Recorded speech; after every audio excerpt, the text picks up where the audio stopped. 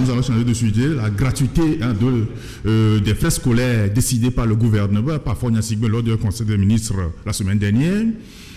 Les conséquences de cette gratuité, voilà, c'est Ferdinand, c'est Ochival qui vient de terminer tout à l'heure. Ferdinand, peut-on se réjouir ou bien se poser des questions? Non, vous savez, les régimes comme les nôtres, qui sont des régimes souvent décriés par les populations, des régimes à légitimité entre griffes, des régimes où vous avez une oligarchie qui met la main sur toutes les richesses du pays. À un moment donné, quand on sent qu'il y a une colère qui monte, on lâche un peu du lest. On jette quelques miettes pour la plèbe, tu vois, et ça permet aux gens de danser un peu, de dire ah que bon voilà. Et donc au Togo, on a tellement comprimé les gens, on a tellement la dictature a tellement émasculé les mentalités, les cerveaux que les gens ont même perdu les notions élémentaires d'un État et les responsabilités régaliennes d'un État. Au point que quand l'État fait quelque chose, quand je parle d'État, je parle du gouvernement, les exécutifs et tout ça, on dit oui, l'État fait des efforts, c'est un geste qu'il faut saluer. Le gouvernement n'a pas fait des efforts, le gouvernement n'est pas une ONG. Le gouvernement n'est pas une ONG. Je ne sais pas si vous comprenez ce que je veux dire. Et ça, il y a même des gens qui sont censés ne pas dire des bêtises comme ça, qui le disent, que le gouvernement fait des efforts. Un gouvernement a tous les moyens de mobiliser des fonds et de planifier le développement. C'est en plusieurs étapes. Ils sont investis d'un pouvoir par les populations, même si ici, ce qu'on n'entend pas investir d'un pouvoir, c'est discutable. Je ne sais pas si vous voyez. Donc, ils disposent de la force publique pour lever les impôts, voter une loi de finances. On vote une loi de finances, c'est pour ça qu'on vote une loi de finances à l'Assemblée. Donc, on a une programmation sur un certain nombre d'années, on lève les moyens, qu'on prend chez les citoyens, on fait les poches aux citoyens. Je ne dis pas qu'on nous vole, mais bon, c'est une manière de le dire comme ça. On prend l'argent chez les citoyens et on implémente les projets qu'on a programmés. Et à la fin, on rend compte. Si d'aventure, dans l'exercice budgétaire de l'année, il y a eu des périodes conjoncturelles qui font que le gouvernement n'atteint pas les objectifs qui s'est fixés dans la loi de finances, le gouvernement vient justifier qu'il y a eu une crise sanitaire, il y a eu un problème d'inondation, donc ça a affecté un peu la levée des ressources et tout ça, on n'a pas pu atteindre les objectifs. Et tout le monde comprendra. Alors que des gens viennent nous dire que le gouvernement fait des efforts, alors que le gouvernement, nous mettons à la disposition du gouvernement de l'argent. Parce que tous les impôts qu'on prélève, que ce soit la TVA, tout ce que vous achetez, il y a la TVA dessus, les impôts de ceci, le foncier, les douanes et tout ce que vous payez. Le gouvernement mobilise l'argent pour travailler pour le peuple. Donc, pourquoi viendront-ils nous dire qu'ils font des efforts? Ils font des efforts par rapport à quoi?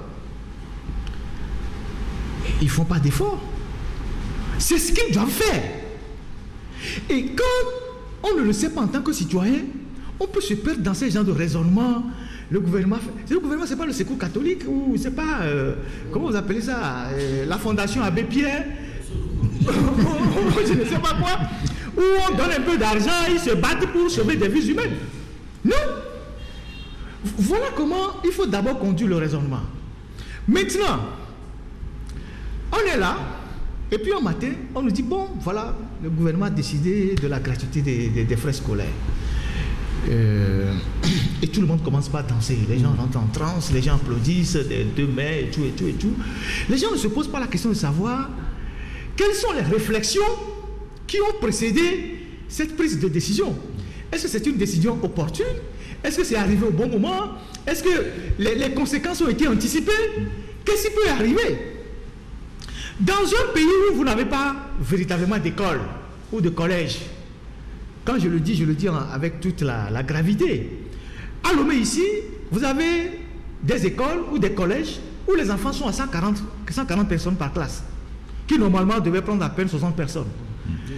Ça fait au moins 3-4 ans. Il n'y a même plus de tableau. C'est-à-dire que les bancs se sont tellement rapprochés du tableau que Quand l'enseignant veut circuler devant, il circule comme les lézards, tu vois. Ça dit qu'il n'y a pas de place pour que l'enseignant soit à l'aise.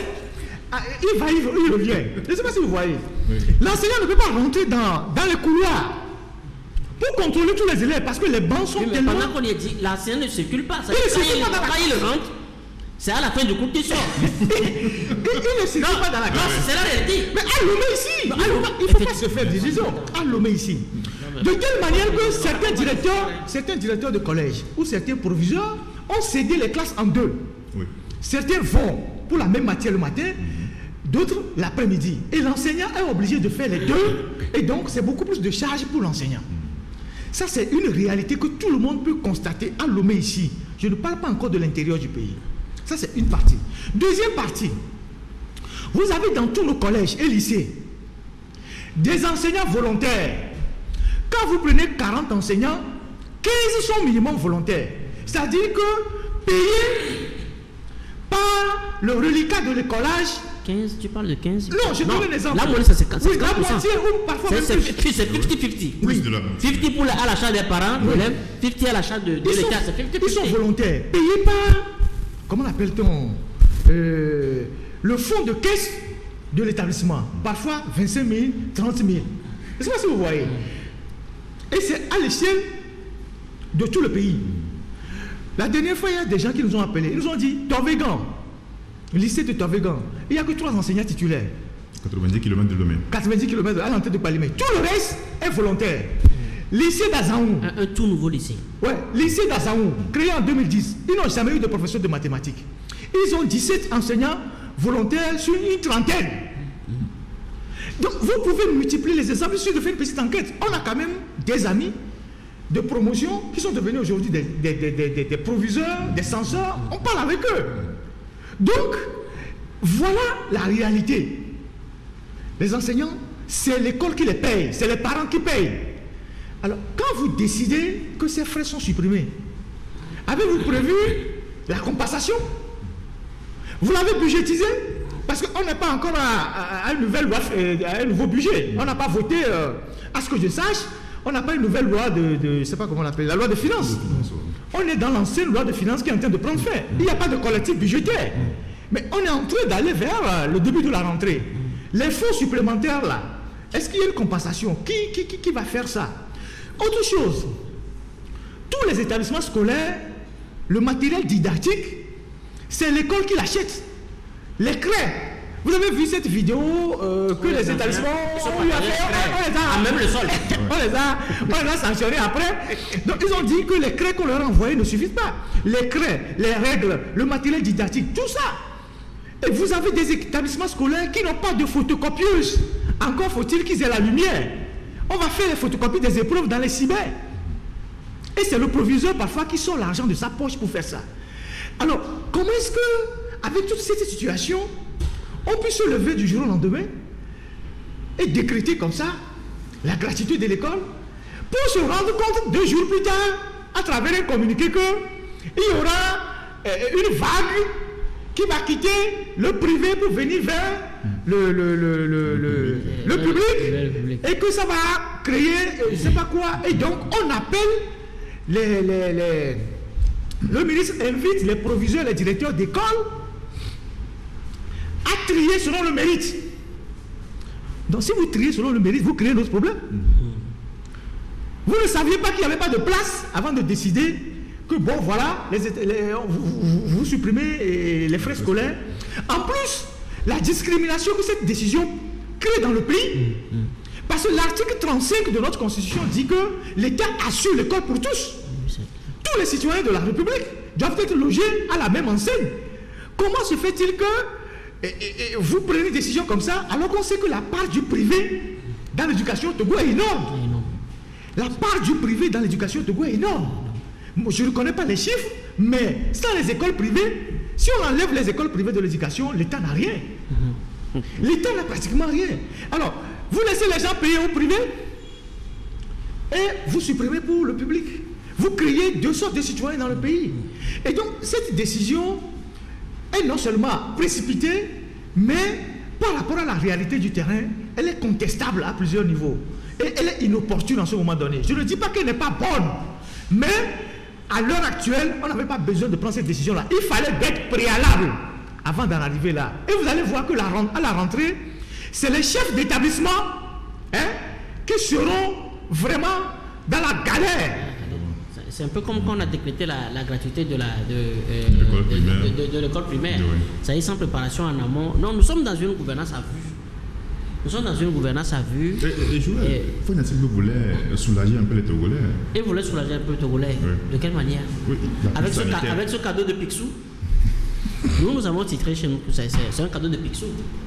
Parce que vous ne pouvez pas déclarer que les recettes, le 11 août, vous déclarez au Conseil des ministres que les recettes sont bonnes et que les objectifs sont atteints. Et là encore, vous nous flanquez un 52% pendant qu'on est au 3e trimestre de l'année.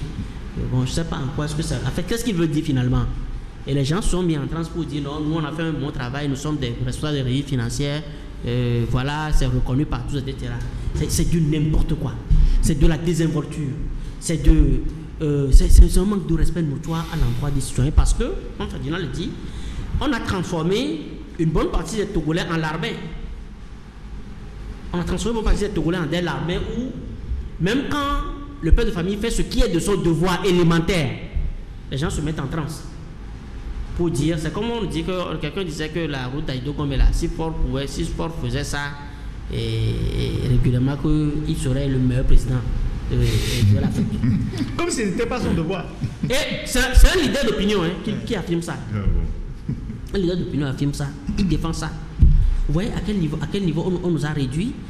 Maintenant, quand on dit que seuls les militants vont accéder à l'école publique,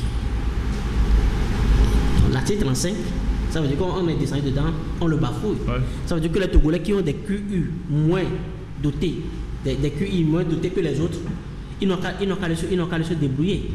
Et pourquoi l'État ne finance plus les privés? Le dernier financement, je crois, le dernier geste, ça c'est un geste qu'ils ont fait, je crois que ça remonte à 2010, quelque chose comme ça. Et l'État ne donne plus un iota au privé. Vous dites gratuité des frais scolaires juste pour cette année. C'est après qu'on a compris que c'est parce qu'il y a en route, il y a un 60 millions de la Banque mondiale de dollars. 30 millions de dollars de la Banque mondiale qui demande. C'est dans ce cadre également que Kokoroko a pris la décision de sécurisation les titres fonciers. Des domaines. Parce qu'il a construit les établissements scolaires. Parce qu'il doit construire, je crois, il y a 30 000 classes. 30 000 salles de classe, etc. Permettre. Mais même, la Banque mondiale demande également de réviser le curricula pour limiter les taux d'échec. Ce qu'on a dit il y a de cela 2 semaines sur ce plateau. Mais quand nous invitons Kokoroko à adopter plutôt une démarche holistique plutôt que de adopter une démarche holistique dans l'exécution de ces réformes plutôt que de faire du show et de se faire accompagner par les ayatollahs parce que Ferdinand et Joël, quand ils critiquent sur le journal, on envoie des gens sur les radios pour leur avoir et puis des réponses qui n'ont rien à voir avec ce que nous disons. Parce qu'il n'y a aucune mauvaise intention dans ce que nous disons. Mais on vous dit, tant que vous avez le pouvoir, moi je suis partisan du quinquennat pour le ministre de l'Éducation parce qu'il y a tellement de bordel dans ce portefeuille que quand quelqu'un vient, il faut qu'il fasse au moins 5 ans pour assainir avec une feuille de route bien définie. Moi, je suis partisan, si Kokoroko veut rester là-bas pendant 5 ans, mais il n'a qu'à rester là, mais il n'a qu'à faire un bon travail parce que nous serons des contrôleurs. Parce que nos enfants, c'est nos enfants qui sont dans ces écoles. Ce sont nos proches qui sont dans ces écoles. Donc il faut que le travail soit sérieux. Plutôt que de chercher à faire du show, à chercher à plaire. Et on envoie, parce qu'à coup de pécule, des gens qui émartent, etc., pour venir nous répondre, il faut plutôt qu'ils écoutent ce qu'on dit, et qu'ils se ressaisissent pour faire utile. La gratuité des frais scolaires, vous imaginez le bordel que ça va créer lors de cette rentrée? La gratuité des frais scolaires, vous imaginez le bordel que ça va créer lors de cette rentrée? Et c'est les cotisations parallèles qui vont augmenter implicitement chez les parents d'élèves. Parce que c'est gratuit, le proviseur n'a rien dans sa caisse. Il va créer des cotisations parallèles à volonté parce que les classes seront débordées, problème de table banc, etc. Et maintenant, le problème, c'est que l'année prochaine, est-ce qu'il y aura encore gratuité? Ou bien ceux qui sont venus aujourd'hui au public, au nom de la gratuité, ils vont rebourser chemin demain pour aller au privé. C'est carrément du n'importe quoi qu'ils font. Et il faut carrément qu'ils se ressaisissent. Il faut là qu'ils se ressaisissent pour revoir ce qu'il faut faire. Et aujourd'hui, on est à quelques jours de l'adoption du nouveau budget de l'État, la loi des finances, de la loi des finances. Et pourquoi est-ce qu'on n'attend pas? Et puis qu'est-ce que l'État a mis à disposition? On ne sait pas ce que l'évaluation de cette gratuité là, qu'est-ce que ça représente aujourd'hui et comment tout ça sera déployé. C'est carrément un capharnaüm qu'il a créé et on attend de voir la rentrée, surtout qu'aujourd'hui on a empêché les enseignants d'aller à la grève. Donc les syndicats et autres là sont interdits. Bon, on attend de voir comment ça sera. Dans un pays où on a les statistiques, on a les données, on sait plus ou moins à quelques limites près le nombre d'enfants qui vont commencer le préscolaire, qui vont commencer le cours primaire, qui vont arriver dans 6 ans, 5 ans au collège, au lycée et puis à l'université. En calculant un peu le taux d'abandon aussi. C'est aussi des prévisions. Donc, en prévision de tous ces chiffres-là, on peut anticiper la construction des établissements scolaires, des universités, des centres techniques. C'est comme ça qu'on gère un pays quand même. Donc, on ne se lève pas du jour au lendemain pour dire, bon, mais écoutez, on balance des décisions comme ça, et on met la charrue avant les bœufs, et puis après, on sort des communiqués pour inviter les directeurs d'école, je sais pas, à juguler les effets de la mesure qu'on vient de prendre. Le seul fait qu'on est sorti ce communiqué-là prouve qu'il n'y a pas eu une réflexion assez profonde avant d'annoncer cette décision. Oui, là, le communiqué interdisant l'accès à l'école publique à ceux qui viennent du privé pour les non-militants. C'est ce que ça veut dire. C'est ce que ça veut dire. Maintenant, l'État aurait pu, ou le gouvernement aurait pu agir autrement. Quand on dit, bon, écoutez, les frais scolaires, tout le monde est content. Mais les frais scolaires, c'est combien? C'est combien? C'est comme les histoires de répétition. On disait, mais c'est combien on paie pour les cours de vacances? Et les gens disent, oui, il ne faut pas. C'est combien? C'est 2500 ou 3000 francs. Maintenant, l'État aurait pu agir autrement. L'État aurait pu décider, par exemple, et rabaisser le prix des fournitures scolaires. Et ça, c'est équitable parce que ça aurait profité à tout le monde, y compris ceux qui sont dans le privé. Je ne peux pas comprendre que dans un pays souverain, comme le Togo, depuis qu'on a détruit la LUMUSCO, la LUMUSCO, qu'on a détruit la LUMUSCO, il y a plus, le Togo ne dispose plus de centrales d'achat, des fournitures contrôlées par l'État. Ce secteur est dans les mains des étrangers. Je ne veux pas nommer les nationalités, tout le monde les connaît. Ce sont ces étrangers-là qui tiennent ce secteur qui est stratégique pour un pays. Ça veut dire quoi? Ça veut dire que si demain matin, ces étrangers décident de plomber notre rentrée scolaire, il suffit de retarder leurs marchandises à la commande. Et c'est fini. Et puis on n'a pas de cahier pour nos élèves. Je ne sais pas si vous voyez. On n'a pas de cahier pour nos élèves. Aujourd'hui, tous les Togolais qui vendent les cahiers achètent les cahiers chez les grossistes qui sont des Libanais. Sotimé, c'est tout ça. Ces Asiatiques là. Oui. Il y a des Libanais, donc ceux qui sont là. Il n'y a pas un seul Togolais qui importe des cahiers dans ce pays. L'État n'a pas de centrale pour commander et vendre les fournitures scolaires depuis qu'ils ont détruit la LUMUSCO. Voilà les pistes de réflexion profonde qu'il faut mener plutôt que de faire, je ne sais pas, d'allumer des écrans de fumée. On fait du rafistolage. D'allumer des écrans de fumée. Je vous assure que là où on est aujourd'hui là, si d'une manière ou d'une autre, les gens pensent que quand on parle de domaine de souveraineté là, c'est seulement l'armée et tout ça là. L'école est un domaine de souveraineté. Si vous ne contrôlez pas tout le circuit scolaire, c'est-à-dire ceux qui ont créé dans les années 70 ou avant 70 là, la LUMUSCO là, c'est pas des gens bêtes. Ils savaient qu'un pays indépendant devait avoir sa propre, devait prendre ses propres dispositions pour ravitailler le pays. Les imprimeries d'État qu'on a créées là, les dits Togo là, ils doivent fabriquer des cahiers, mais ils font des faire-part, c'est ce qu'ils font. Et les calendriers, c'est fini, il ne faut plus rien. Les machines sont là. Il ne faut plus rien. Il faut plus rien. Donc ce n'est pas normal que les cahiers que nos enfants doivent utiliser à l'extérieur soient des cahiers, c'est-à-dire même les fournitures de bureaux dans ce pays, qui est un élément fondamental pour le fonctionnement de l'administration publique. C'est les étrangers qui tiennent ce secteur-là. Donc, s'il y a des réflexions à mener qui doivent profiter à tout le monde, par exemple, des décisions à prendre, c'est de décider, par exemple, de baisser le prix des cahiers. Donc, on rabaisse un peu la TVA sur les cahiers, tous les fournitures scolaires, les frais de douane et tout ça. Et l'État prend l'engagement de créer des centrales d'achat dans les quartiers pour que toutes les populations, les parents, aillent acheter au même prix les cahiers. Au moins, ça, c'est une mesure équitable. Voilà. Maintenant, là, ce domaine est dans les mains des étrangers. Et les gens vous diront, quand je suis allé à Sotimès pour acheter les cahiers, et au Dakar, Cahier a dit, les Kébila Odo, et nous on les défoule, tout ça là. Les femmes disent ça, ceux qui vont acheter les cahiers. Et l'État s'en moque. L'État s'en moque parce qu'eux-mêmes ils sont actionnaires dans cette société. Oui, c'est clair. Justement. L'État ils s'en moquent parce qu'eux-mêmes ils sont actionnaires. C'est-à-dire qu'ils préfèrent livrer les citoyens aux étrangers et eux, on leur paye des subsides. Ils sont contents de ça. Ils sont contents parce qu'ils le maîtrisent, ils ne contrôlent pas. Ils ne contrôlent pas le circuit. Ils ne savent pas où. On ne va pas appeler le nom d'une entreprise. Ces Asiatiques-là. Ouais.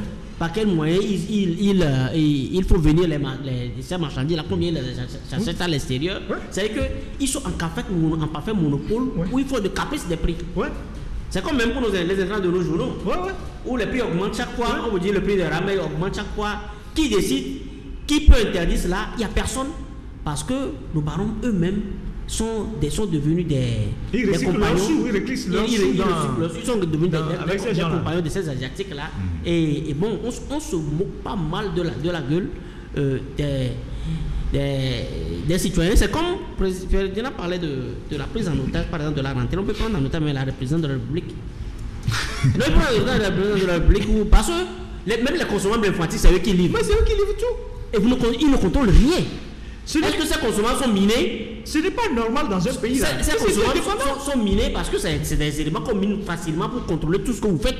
Ça veut dire que même notre président de la République est aujourd'hui dans les mains des étrangers.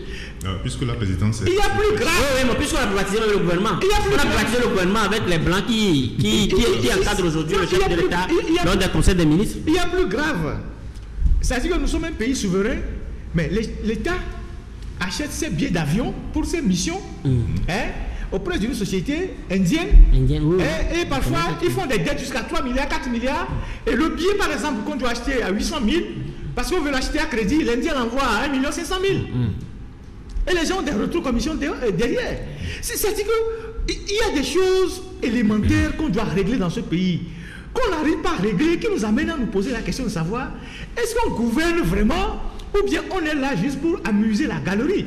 La question par exemple des fournitures scolaires, si ce chantier ou si cette réflexion fait l'objet d'une discussion, excusez-moi la tautologie, au Conseil des ministres, et que l'État décide par exemple en toute souveraineté de reprendre le contrôle sur la commande et la commande des fournitures scolaires et des matériels de bureau, mais on va applaudir. On va dire mais c'est un grand pas. Oui, mais ça c'est clair. C'est un grand pas pour notre autonomie.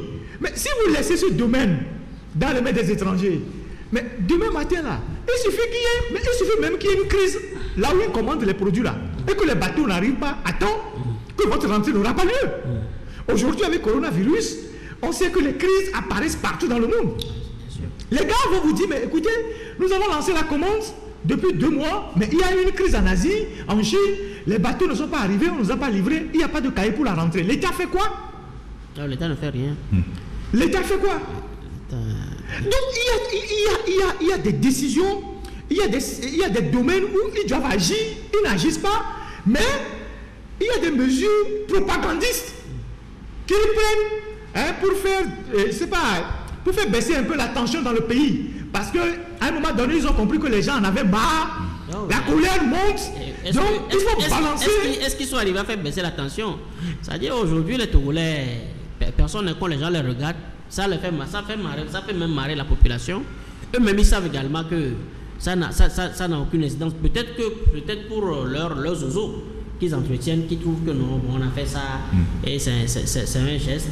Mais il faut aussi qu'ils arrêtent de surfer sur l'amorphisme du Togolais. C'est quoi ils appellent geste?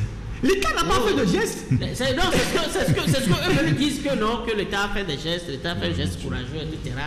Mais les gars sont là pour travailler, ils n'ont pas fait des gestes. Et ce qui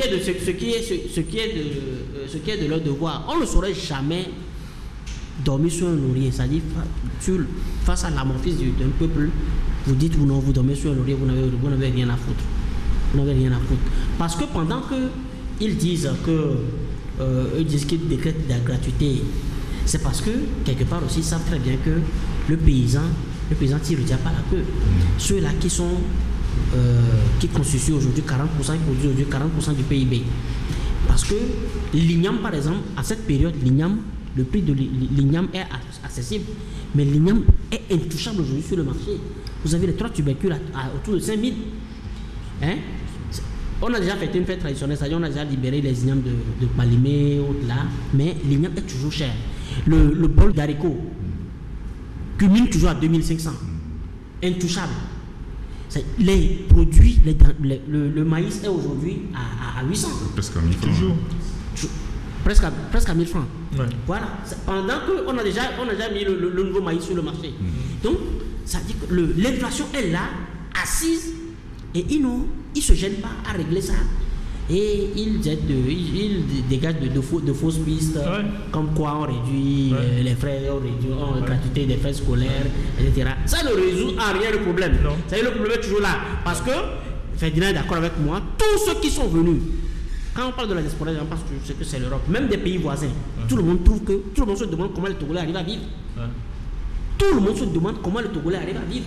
Parce que si tu ne peux pas t'offrir un plat au bord de la route à moins de 500, comment les gens arrivent à vivre? Il n'y a pas de social. Tu ne peux pas aller à l'hôpital aujourd'hui, trouver on ne donne même pas le paracétamol. Tout le monde se demande, même ceux qui viennent du Burkina se demandent, mais comment les gens arrivent à vivre dans ce pays avec un SMIC qui est à 35 000 et qu'on ne paye même pas? Comment les Togolais arrivent à vivre dans ce pays? Et ça ne les dérange pas. On préfère aller faire de la villégiature en Italie pendant que l'autre qui est au Parlement est en Dubaï. Oui, pendant que l'autre qui est au Parlement est... C'est les vacances. C'est les vacances. Combien de Togolais arrivent à s'offrir des vacances même dans leur pays? C'est-à-dire qu'envoyer juste les enfants au village chez les parents. Combien de Togolais arrivent à le faire? Parce que quand tu envoies les enfants, il faut les accompagner. Au village, il n'y a plus rien. Il n'y a plus rien. On ne peut plus aller au champ, aller triturer et prendre le tubercule pour venir préparer aux enfants. Parce que c'est de ça qu'on vit. Il n'y a plus rien au village. Ils ont détruit carrément le village. Et donc, quand vous allez vous offrir des vacances à Dubaï, en Italie, sur la Côte d'Azur, etc., vous croyez que non, que les gens vont rester toujours comme ça? Ils se trompent.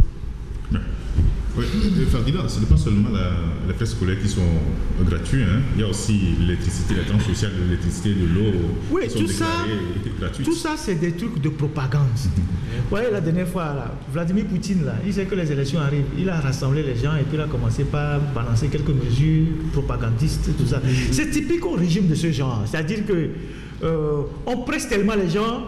Quand on sent qu'il y a une colère qui monte, on libère un peu quelques miettes. Je donne l'image, par exemple, des gens qui sont dans une salle en train de manger, de se gaver de tout.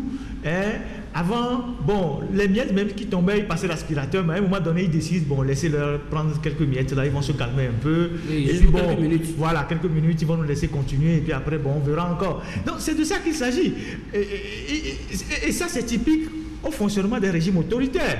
Des gens ne peuvent pas nous dire qu'ils ne comprennent pas ça. Je ne sais pas si vous voyez. Bon, c'est vrai qu'il y a certains qui sont fondamentalement en mission pour dire « ouais, bravo, c'est une bonne décision ». Je viens de vous expliquer qu'un État n'a pas fait d'effort. Un État n'a pas fait de gestes. Le gouvernement est investi d'une mission. Il y a une loi de finances.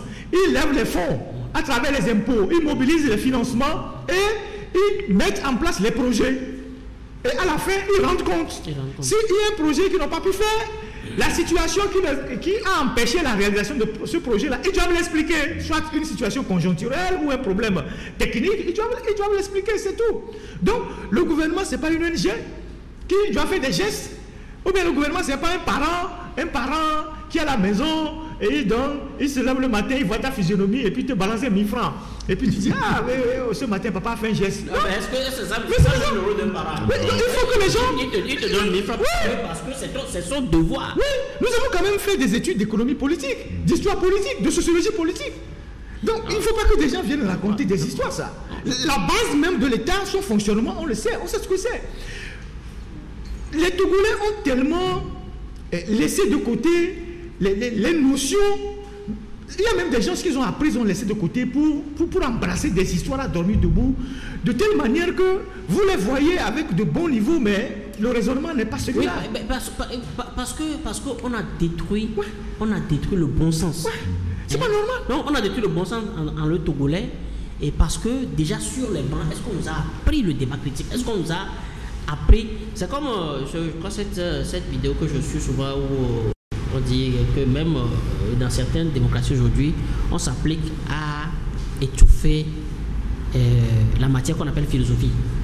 Parce que ça amène le citoyen à s'interroger, à ne prendre rien pour le meilleur des mondes possible, comme Voltaire l'a écrit dans son œuvre. Il n'y a pas de meilleur des mondes possible. Il y a toujours possibilité de refaire. La preuve, c'est qu'aujourd'hui, tu vois, dans nos lycées, on a un manque de professeurs de littérature. Le professeur de français, ça manque. Je dirais pas le professeur de maths, mais le professeur de philosophie, ça manque aussi. On a détruit le citoyen. Mais le débat, quand aujourd'hui on se réfugie ici à l'autre journal, sur les radios, qu'est-ce qui se mène comme débat? Même le début de contradiction, on est réfractaire à la moindre contradiction, même à la curiosité. Je parle avant d'arriver à la contradiction, mais la curiosité. On est réfractaire, on te qualifie, comme on l'a instauré dans les années 90, de opposant. Et toi, tu poses des questions, on trouve que tu es opposant. Donc moi, je dis, le pays est devenu un Disneyland pour ceux qui sont là, où ils jouent à la baballe, ils jouent au trampoline, si ça les fatigue, ils vont jouer au trampoline, ils vont jouer au toboggan, ils vont... Non, c'est ce qu'ils sont en train de faire. Parce que moi, je ne comprends pas que les gens aient applaudi ce machin de programme de novici. Par exemple, dans des pays... Ce machin de programme de novici... Dans certains pays, Joël, il y a à la rentrée ce qu'on appelle les dotations scolaires. Il y a des dotations scolaires. Par exemple, en France, il y a un fonds qui arrive à chaque rentrée pour permettre aux parents de préparer la rentrée de leurs élèves. Aujourd'hui, par exemple, nous avons la caisse de sécurité sociale qui devait normalement prendre en compte ce volet-là, puisque c'est la caisse qui s'occupe de ces choses-là. Et vous savez que depuis là, je ne sais pas combien on dit la caisse paie par enfant, 2000. 2000. Depuis la nuit des temps, c'est toujours 2000. Depuis la nuit des temps, malgré la grève de... Ils sont assis sur une fortune, ils construisent des villas à 2 milliards, 3 milliards qu'ils vendent. Ils ont des actions partout, mais la mission première qui est leur objectif, c'est-à-dire la sécurité sociale, on ne voit pas ça. Les travailleurs, leurs enfants, tout ça.